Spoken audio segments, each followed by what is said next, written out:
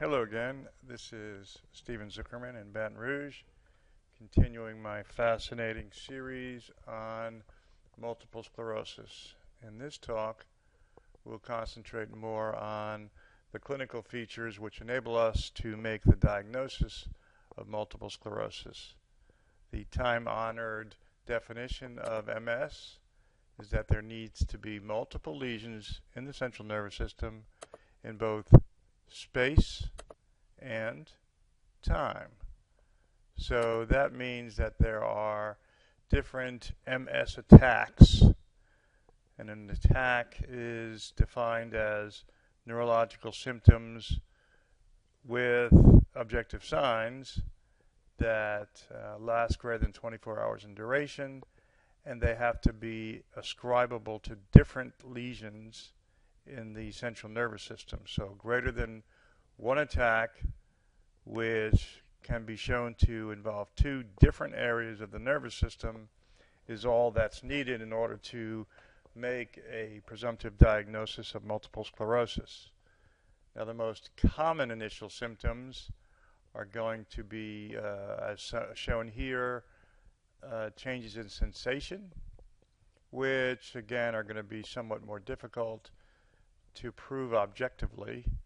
Optic neuritis, which is more demonstrably an abnormality, and those clinical abnormalities would include a reduction in visual acuity in one eye, usually associated with decreased perception of the color red, so that's called red desaturation, and frequently accompanied by the objective finding of an afferent pupillary defect or Marcus gun pupil determined by the swinging flashlight test. Different areas of weakness, other brainstem involvement, including an internuclear ophthalmoplegia, which has decreased movement of the adducting eye and the nystagmus of the abducting eye, and then various cerebellar balance and gait problems. So here's a close-up of that part, and there's a body pointing to various parts, including eyes, etc. Some terminology that you should also know is that a Lermite sign is fairly common, and that refers to an electrical sensation which shoots down the back when there is flexion of the neck and indicative of a demyelinating plaque or lesion in the posterior column of the spinal cord. And another nice terminology to throw around, perhaps on rounds or with patients, is Uthoff's phenomenon, which refers to worsening of the clinical status of the patient when they're subjected to the warmth, because warmer temperatures make the transmission of the electrical impulses even less efficient. And this was the basis of the original test for multiple sclerosis, which was the hot bath test, where we would throw a patient in a bathtub full of hot water, and if they could not walk when they got out, they probably had MS. Things have become a little bit more sophisticated now in that we now have MRI scans, which are extremely helpful when they show the periventricular location of various plaques. Those are called Dawson's fingers. Now, I don't know who Dawson was or why he had fingers that looked like that, but those would be characteristic findings on MRI scan.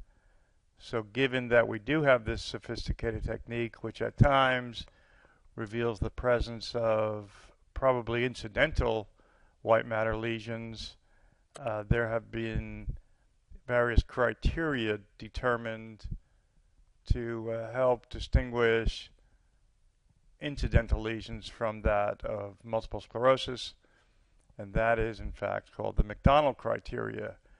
Now, the other aspect of diagnostic criteria in MS is that the findings can't be explainable on another basis.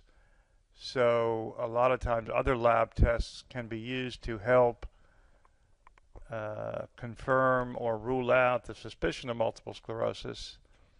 And in particular, we usually like to obtain spinal fluid looking for the presence of the immune stimulation with production of immunoglobulins. Those are called oligoclonal bands, a restricted band of antibody formation that are seen with an increased synthesis of immunoglobulins, so increased IgG synthesis rate. And there should not be evidence of other inflammatory cells, and there can be an increase in myelin basic protein. So those are the CSF findings characteristic of MS: oligoclonal bands, increased IgG synthesis rate, and lack of inflammation. Other tests that can be performed: if somebody has only spinal cord involvement, you can get a B12 level, antiphospholipid syndrome, or other immune process sometimes is confused with MS.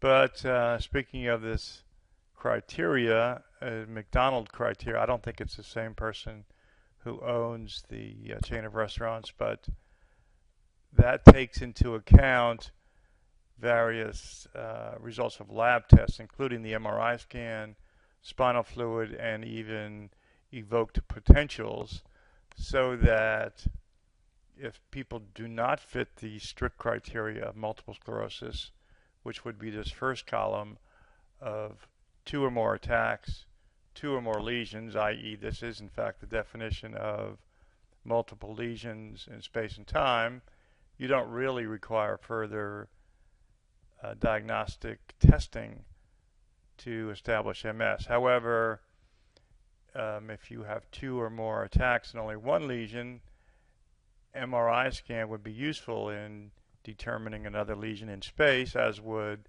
evoke responses. And let's go down here.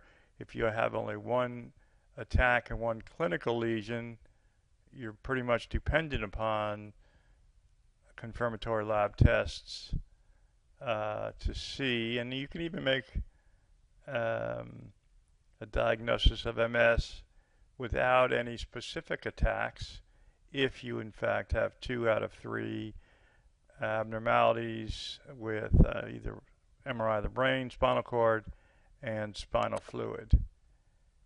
And that's enough to digest at this point in time.